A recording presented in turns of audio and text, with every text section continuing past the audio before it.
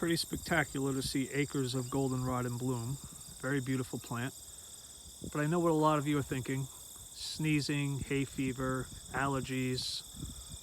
You probably associate that with goldenrod, am I right? Well, you're wrong.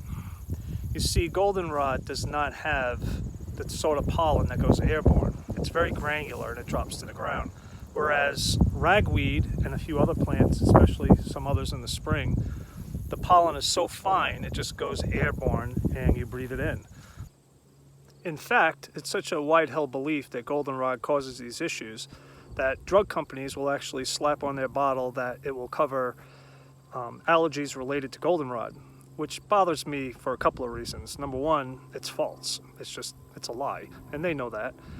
It's just a marketing thing for them. And number two, it bothers me because it's a very beneficial plant. It's an excellent plant for wildlife, and I'll explain why. First of all, it's an excellent pollinator plant, which is really important because butterflies and bees haven't had it so easy with the use of pesticides and herbicides combined with loss of habitat. So it's a good thing, and lots of other insects are attracted to these plants as well. And where you have a lot of insects, you're going to have a lot of critters that are attracted to insects because that's what they feed on, like these insectivorous birds and even dragonflies. While I was there this morning, dragonflies were swarming all over the tops of the goldenrod, searching for some of the smaller insects attracted to it. When they're done flowering, they produce seeds, and sparrows and finches will feed on them during migration. It's just a very beneficial plant on many levels. So it will creep into a yard on its own, and that's what happened here near my vegetable gardens.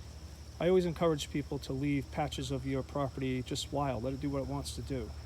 And you can even include native wildflower seeds and just let them do their thing, and try to keep invasive species out, like this porcelain berry, because that will overrun what you're trying to do. But you will find that a spot like this has a much greater diversity of wildlife associated with it than manicured flower beds with nothing but mulch between your roses and dahlias and that sort of thing, which is great. But if you want to do a little wildlife patch, this is something you can do, and you can actually buy goldenrod and other native plants at some nurseries. So you can get a little creative and create your own little slice of heaven if you like.